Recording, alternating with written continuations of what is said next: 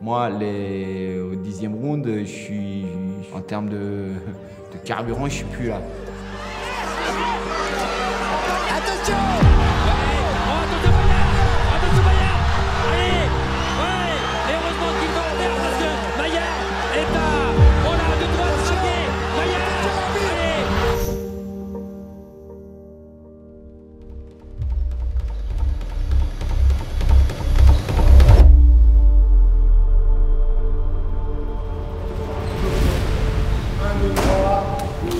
J'avance, ce qu'on apprend en shadowbox, crochet droit, crochet haut.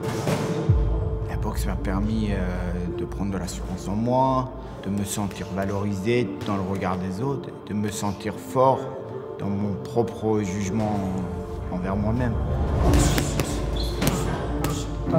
Crochette, toi tu fais ça. Crochette, va chercher derrière. Derrière. Un gamin de 14 ans, ou moi de 17-18 ans, qui fait son premier combat amateur, le lundi quand il rentre à l'école, c'est plus le même. Va chercher un arcade de poing, va chercher un arcade de poing.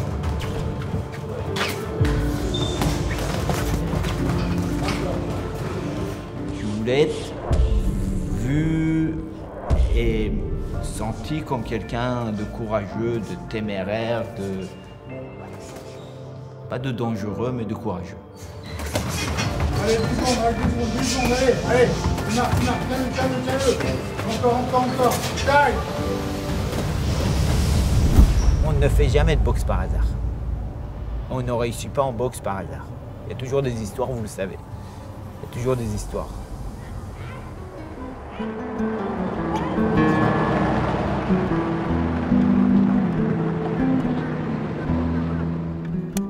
Je suis né à Téhéran d'une maman Shahine kurde, iranienne, et d'un papa Mehdi de la région de Kerman.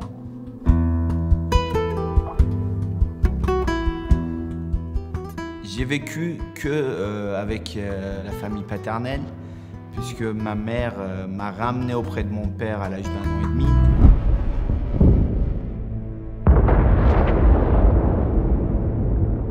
C'est à ce moment-là qu'éclate la guerre entre l'Iran et l'Irak. 8 années de guerre terribles, c'est comme la Première Guerre mondiale, c'est une guerre de tranchées, 1 million de morts de notre côté. J'habitais à Téhéran, loin des tranchées et du front de guerre, mais il y avait le bombardement et je me suis retrouvé souvent quand mon père était au travail, avec les lumières éteintes, toute la ville, et puis des points lumineux entre la DCA, les feux antiaériens et puis les explosions des bombes.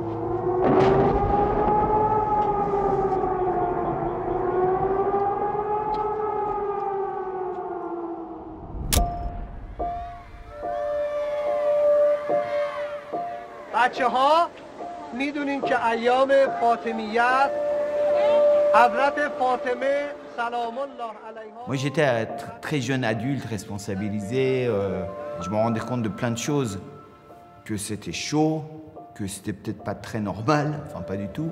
Et vous savez ce qui est particulier en plus, les Iraniens ont une double vie, des gens comme nous. Ils ont eu une vie privée à l'occidental. Quand je suis venu en France, je connaissais cette vie-là. Et une vie publique avec les restrictions religieuses, réglementaires. Et on est schizophrène là-bas. Je venais d'avoir donc 10 ans. J'allais finir la 6e et mon père il a dit non, c'est pas possible. Sachant qu'à 13 ans, un garçon iranien ne pouvait même plus partir en vacances, sortir du pays, jusqu'au jour où il effectue son service militaire long de 2 ans. 2 ans au front, tu n'en reviens pas. Il s'est dit il va falloir que tu partes. Il m'en a parlé, moi ça me convenait. Dans ma tête, je faisais un voyage comme un autre. Je ne me rendais pas compte que c'était pour toujours.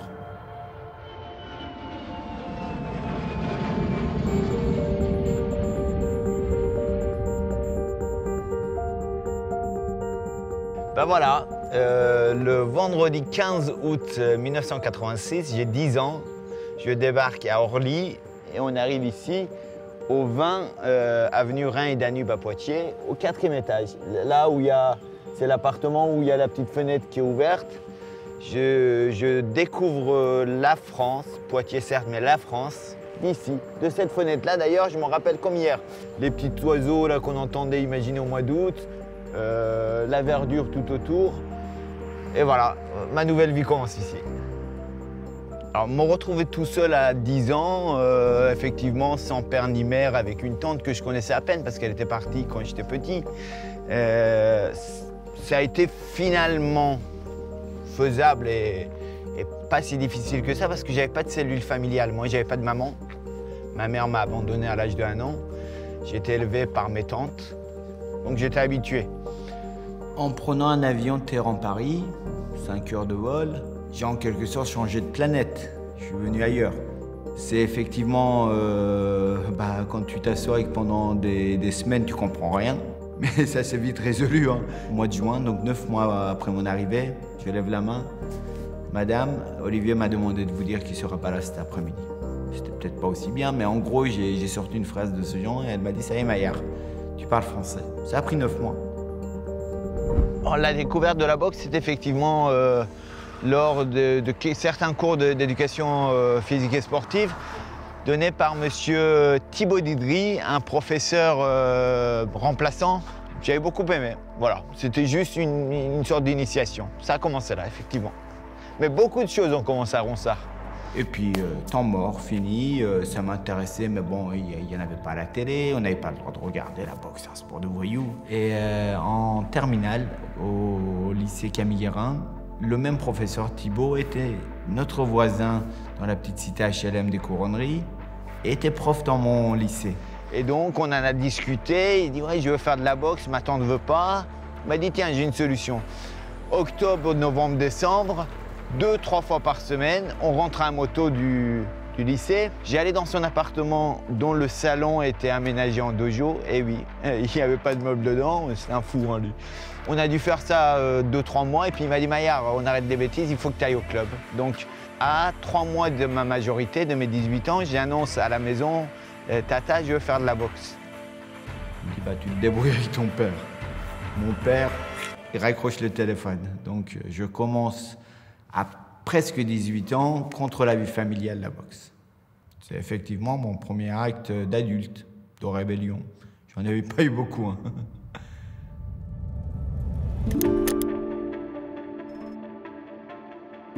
Mon père, c'était avant tout, quand j'étais jeune, hein, je n'ai vécu que 5 ans avec mon père, mon copain.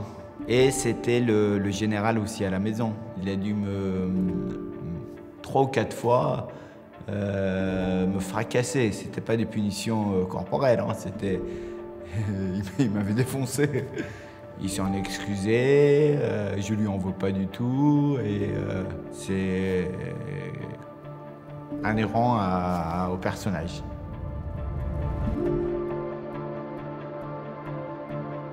On ne vient pas à la boxe par hasard parce qu'on se met en danger. On ne vient pas à la boxe par hasard parce qu'il y a des choses plus simples à faire. Mes raisons, probablement les coups que j'ai pris 4-5 fois, donc 4-5 fois de trop. On m'en a beaucoup parlé. Je détestais ce que j'étais adolescent. Je détestais. Je me détestais sur mon manque d'assurance. C'est me prouver que je suis un homme. Et franchement, encore une fois, c'est primordial. J'ai très vite compris que j'étais pas chez moi. En France, c'était pas mon pays. Aujourd'hui, il l'est devenu en partie grâce à mes résultats sportifs. Pas seulement, mais en partie. Premier objectif, je commence la boxe et je voulais laver l'affront. Je me suis dit, tu vas aller représenter l'Iran à Atlanta, 96. Impossible, hein, je commence en 3 ans avant, bah, j'étais à 2 doigts. J'avais les résultats, je gagnais tous mes combats. Je suis allé en Iran sur un camp d'entraînement pour aller au calife, ça s'est pas fait. Je suis rentré, je suis passé professionnel. Une fois que je passe professionnel, donc j'ai quelques victoires, je gravis les échelons un peu trop vite.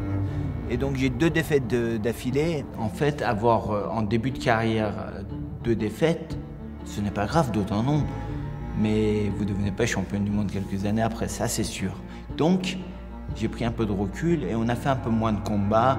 Je n'ai accepté aucun combat à l'extérieur pour l'argent. Quand j'ai accepté, c'est que je savais que je pouvais gagner. Je pars en septembre 2000 de Poitiers pour Blagnac. Un emploi à la clé, la promesse de naturalisation et le travail avec Mohamed Benama. Les 2 années où j'ai vécu à Toulouse, je n'ai pris qu'un week-end. J'ai travaillé d'arrache-pied pour progresser. Mohamed a transformé ce que j'avais en moi. Il m'a fait devenir une machine de guerre. Et j'aime beaucoup sa façon de penser. Il ne travaille pas sur les faiblesses, il renforce les qualités. Et je crois que c'est la bonne méthode.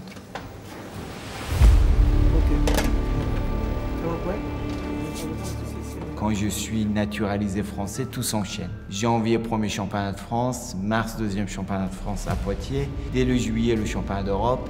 Et puis arrive le championnat du monde le 4 juillet 2003 ici. Le ring était sur le lac. Je suis partie prenante dans l'organisation puisqu'on l'organise au Futuroscope à 10 km de chez moi. Donc j'avais tout préparé dans ma tête, la fête d'après. Tout était pensé, tout était pensé. Je n'avais pas le droit de faire. Et c'était presque facile. Là sur le ring, il faut absolument que Maillard, mon Chibour, qui connaît les combinaisons de Salim par cœur, s'approche et frappe. Les 2 guerriers sur le ring. Attention à la tête. Oh, le travail au corps. Il est phénoménal. Dernière seconde.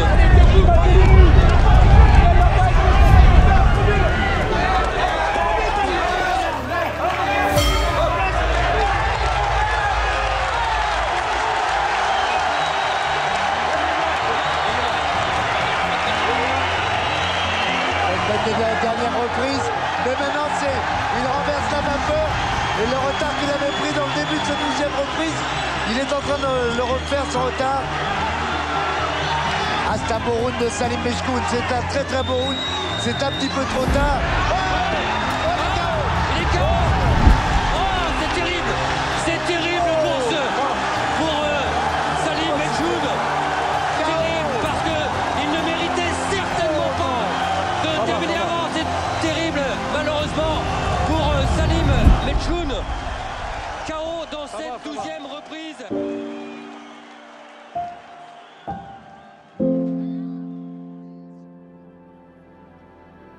J'ai fait un pari il y a 10 ans, à l'âge de 18 ans. J'étais censé devenir médecin. C'est trop dur. Je me suis mis à faire des études, mais également beaucoup de boxe. Mon père était là. Mon père qui avait raccroché 10 ans auparavant, il avait des banderoles Maillard dessus. J'ai réussi mon pari. C'est vraiment ça. Ouf, j'ai réussi. Je ne sais même pas si je l'avais pensé, mais j'étais conscient que j'allais être accepté comme un vrai Français. Ce qui m'a permis d'en arriver là, c'est de vivre sans cellule familiale, de passer des nuits à la maison, à l'appartement, à Téhéran quand il y avait les bombardements et que mon père était au travail.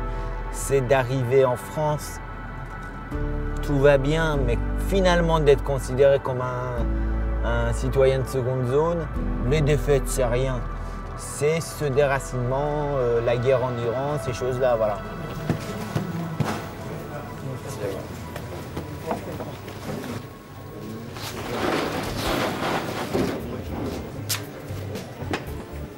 À toi de travailler maintenant, petit. Très bien, merci.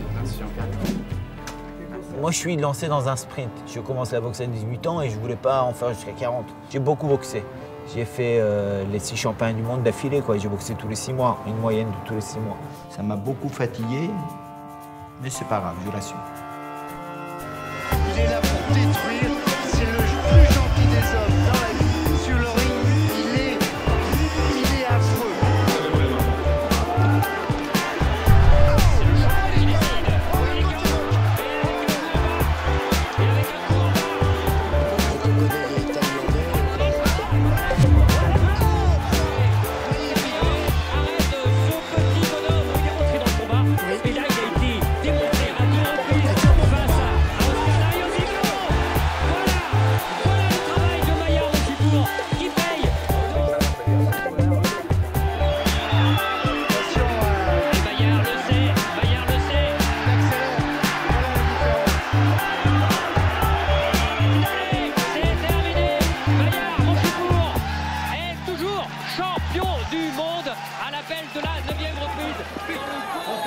Ça va démarrer très très vite, on peut être garanti.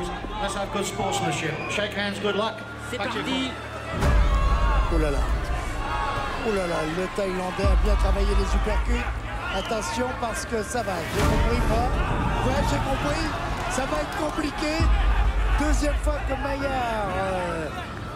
Attention aux uppercuts. Il avait été emporté là par sa fougue. Ouais, mais. Attention à l'uppercut gauche de Sitz Chachawal. Il le connaît, il le sait, Maillard. Attention. Voilà. Et Jean-Claude, attention, il va être compté dans cette première reprise. C'est mieux, on aurait dû le faire la première fois parce que ça lui aurait permis de récupérer. Il est touché, non pas à froid, parce qu'il est toujours très chaud quand il vient, mais ce travail de l'uppercut, il ne faut pas rester là. Allez Maillard, allez, on se souvient de ce combat sans arrêter. Bon, à la minute de repos, je discutais avec mon entraîneur, d'habitude. Là, ce jour-là, je m'assois à la fin du premier round, je suis ailleurs, je suis dans les vapeurs. Et en fait, je fais tout le combat automatiquement, avec des automatismes, mais moins construits d'habitude. Il le donne bien, il l'a bien travaillé ça. Ouais. Oui, vas-y Maillard. Maillard qui s'est entraîné 4 mois face à des sparring gauchers à un niveau aussi élevé. Attention avec le crochet gauche, oui, de Maillard Bourgibourg qui a été renversement de situation, crochet gauche. Allez Maillard, la droite. Maillard aussi là, sur les talons. Attention. Oui. Il ne touche pas de plein fouet là. Allez, répétition des coups, mais il y a moins d'efficacité. Moi, au 10e round, je suis, en termes de carburant, je suis plus là. Attention! Attention Maillard! Allez! Ouais! Et heureusement qu'il va le faire parce que Maillard est à... Oh là, de droite, choqué! Maillard! Allez! Attention! Non! Oh, il arrête! Là, c'est pas vrai! C'est pas vrai! C'est perdant! Non!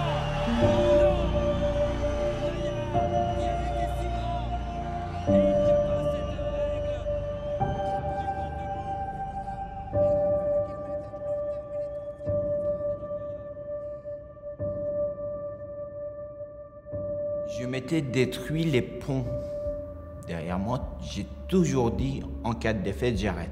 Michel Acarès, il me dit, mais non, réfléchis. Je dis, non, j'arrête. Donc j'arrête. Je reprends mon emploi au Conseil général de la Vienne, je reprends ma vie.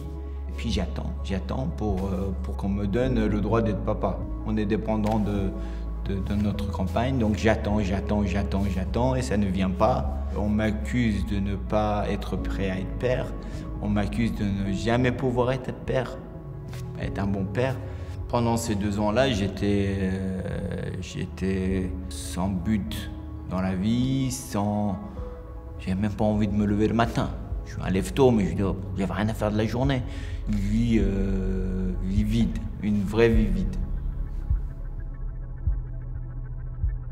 On m'avait beaucoup proposé la production de mon autobiographie.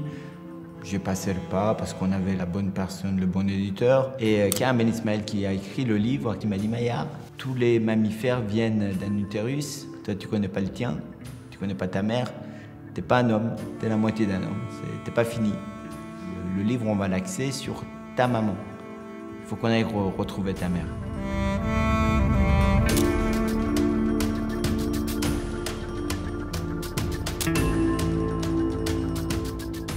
On a mis 6 mois, je crois, à la retrouver. Elle était mariée avec l'un des hommes les plus riches d'Iran.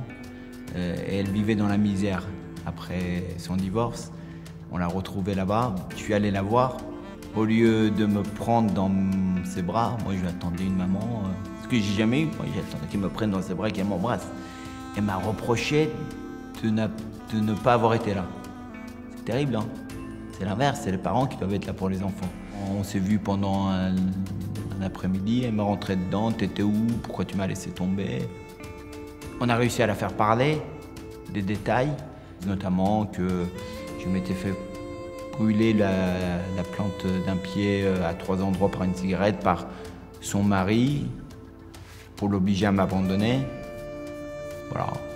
Ça m'a permis de remplir des cases du puzzle qui me manquaient. Je me suis dit, bah, c'est comme ça devait être comme ça. C'est mieux comme ça. Tu ne devais pas être avec ta mère, tu devais être avec ton père. Tu ne devais pas être avec ta famille maternelle, mais paternelle. Grâce à ce voyage, j'ai fermé le chapitre avec ma maman, mais également avec Liran.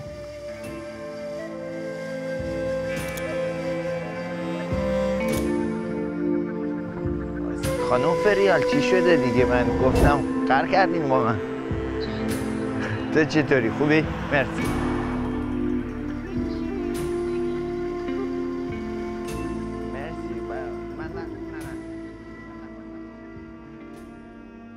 J'ai tourné en rond pendant 2 ans et mon projet familial n'avançait pas parce qu'il n'y avait pas d'enfants à accueillir. Et donc mon retour à la compétition, elle était naturelle. Parce que moi, en fait, dans ma tête, j'avais jamais décidé d'arrêter. Je me suis remis à la salle de boxe et dès que je suis allé, ça s'est su rapidement. Au départ, j'ai dit c'est pour me faire plaisir et après, tu peux pas faire semblant. Et je regarde autour de moi parce qu'il faut la bonne personne, libre au bon moment. Anselmo Moreno est libre. Dans cette période-là, a le droit à une dérogation, peut rencontrer quelqu'un qui n'est pas challenger officiel. Et je connais l'entourage. Il faut que tout s'aligne, toutes les planètes s'alignent. En fait, tout était prêt, tout était prêt. Allez, Maillard, exposition de Poitiers, mais on peut faire confiance à Maillard. Il va se jeter sur son adversaire comme un mort de faim. Première des 12 reprises. Première reprise,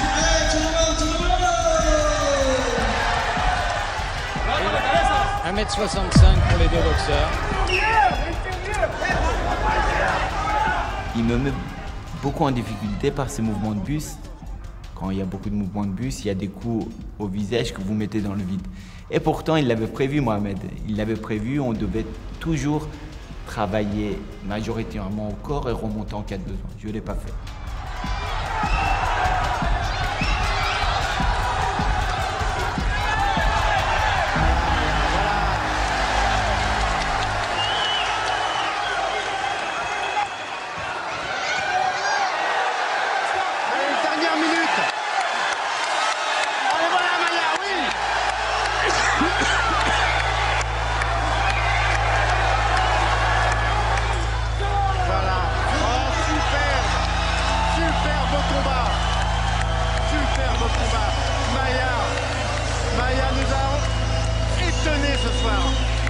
Pour monsieur Christodoulou, 116, 112.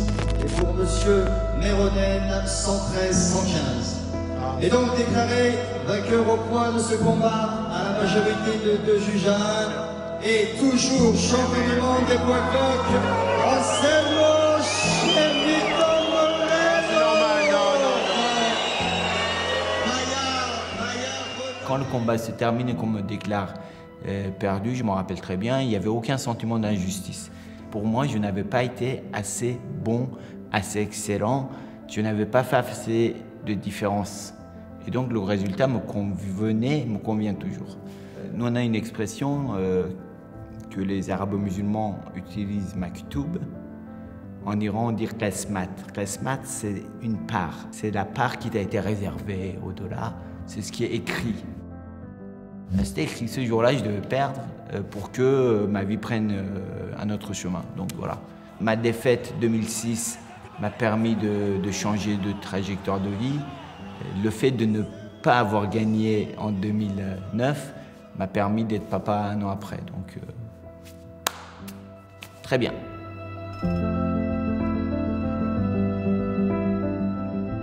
Finalement, pourquoi j'ai repris pendant 2 ans la boxe? Probablement parce que j'étais à la croisée des chemins. J'avais 33-34 ans, j'étais toujours pas papa. D'un côté, je venais de fermer l'histoire avec Liran et ma mère. Je ne sais pas pourquoi j'ai pris cette décision. Je sais qu'aujourd'hui, quand je suis dans une salle de boxe, je prends plaisir à regarder les collègues boxer. Je n'ai pas envie d'être à leur place. J'ai fermé le chapitre. Je sais qu'aujourd'hui, quand je vois les enfants des autres, j'ai pas de tiraillement parce que moi, j'ai mon petit trésor. J'ai fermé le chapitre. J'ai perdu des plumes dans cette histoire, mais j'ai gagné beaucoup personnellement.